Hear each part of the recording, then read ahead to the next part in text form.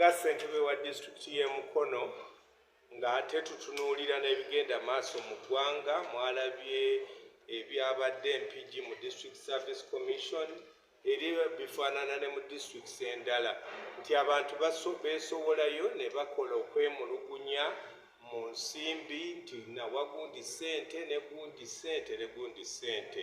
Olw'obulungi bw'akakiiko kaffe n'akakiiko kaffe okukawa ebbanga nga naffe bwe tuwuliriza public n'okwemulugunya kw'ebyo ebigenda maaso, nalowoozezza nti kiba kirungi ne tukasaba kaddeko wabbali tumale okuwuliriza ensonga n'okuzigonjoola.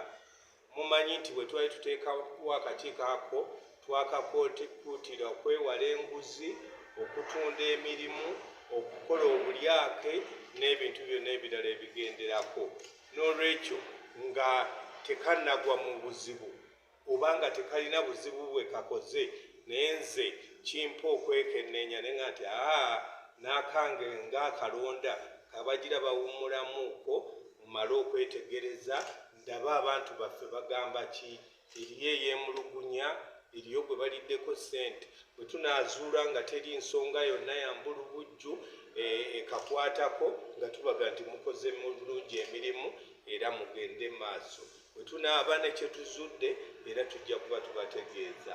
Era bye bimu nga bw'olaba n'eddwaliro General Hospital, era nayo bwe mwagenda ewa pulezidenti mwalaga konsani ya General Hospital, era nayo ku Friday ŋŋendayo ne effort endala, era nayo okulaba nga ntereeza bw'ebaayo obuli bw'enguzi, okujja ssente ku balwadde n'ebirala byonna tube nga tumanya ekyokukola ng'abakulembeze. Njagala okuba omulanga obutakungula eri bannamukono bonna nti bw'obaayo omuntu gw'omanyi nti yeemulugunya akakiiko kaffe nti baamuggyako ssente, baamuguza omulimu, baamutunza omwana we omulimu n'ebirala ekitiivu obakaawo tutegeeze.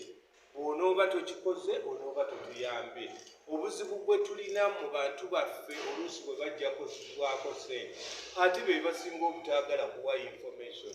Naye bw'oba nga ddala watoola miliyoni za 3 oba 4 oba 2 era vaayo obusimbalala ogaye nti ezange nazuwa omukyalo oyo oba nazuwa omwami oyo. Y'enkola ey'obwerufu Katikkiro gy'ayogerako esobola okugonjoola ebintu, naye abantu bafiira omwo kimugunyu, ekirwadde ne kimulumira omwo n'agenda ng'abuna ekkubo lyonna ng'ayogera, naye ate ffe nga tatuyambye. Kubanga gy'aweera enguzi ne gye bamuwulirako enguzi folusi tuba tetumanyi. Gye bamuguliza omulimu ne gy'agulamuliza n'omulimu gwaweereddeko ensimbi tuba tetugutegedde.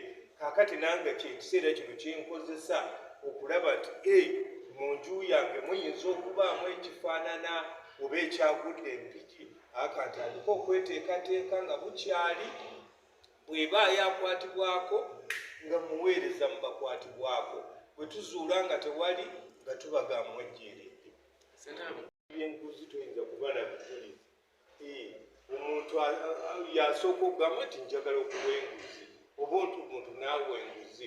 Kakati nze nga taata gavana wa disitulikiti y'e Mukono siyinza kufuuka kyesirikidde, naye ng'ebintu mbiwulira ng'ebyo abeemulugunya. Ndowooza kinkakatako okulaga obuvunaanyizibwa bwange nange okugamba nti kambeeko ekiseera kyentunuulira abantu bano emirimu bagikoze batya, bagigabye batya, bino byempulirira bituufu oba si bituufu. Kubanga oluusi allegations era kyetuva tugamba allegation si proof. Kiyinza okuba ye oba nedda, naye nga Bayibuli bw'egamba tweyongere okukola obubi ekisa kyeyongere, nsirike busirisi. Naawe ow'amawulire oyagala olabe nga mbaako kyenkola, era kyova olaba ng'oyaayaana nange situula eno ngifune, kubanga ddala enkola amawulire. Era bwe tunaawumbawumba nga teri kye tuzudde, era tujja bayita nga bwe mukuŋŋaanye bwe muti tubagambe nti twazudde ng'abantu baffe bakola bulungi, ne gundi abadde yeemulugunya abadde mutuufu oba si mutuufu. Kasa Chairman LC5 of Mukono District. Today we have tentatively halted the exercises of our District Service Commission for a certain period of time as we prepare them for some further investigations of how they have been conducting their work.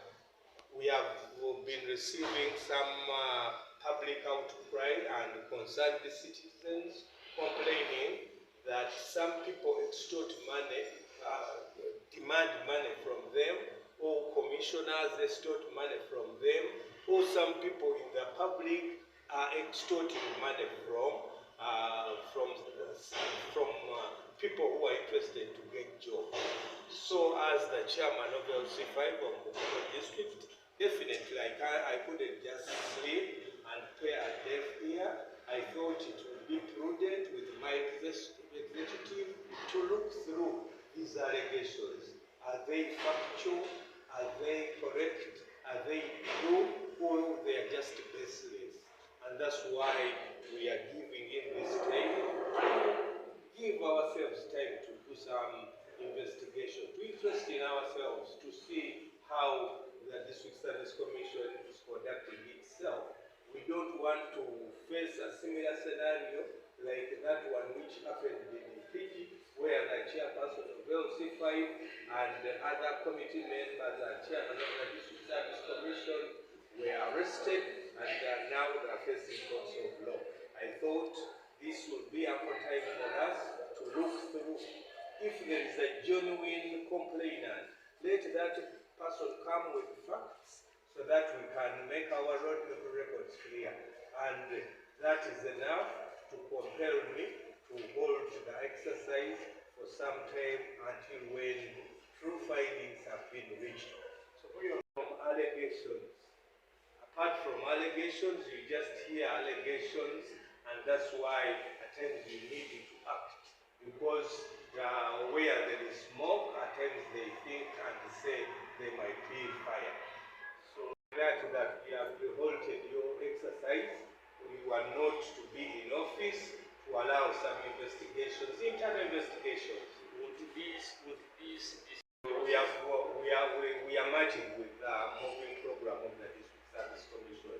In this period, there's not much work and we can handle. That's why we want to be very fast and handle this matter expeditiously. The moment they are out of office for some time, I will recall them when some work and investigation has been done. And the expansion, it will depend how fast and expeditiously we handle the matter.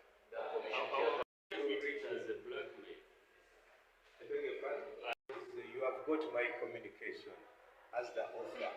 Yeah, we have a process of transferring offices from one office to another. The letter will reach. you are not afraid. It has to follow some procedures and records. So at the moment, moving.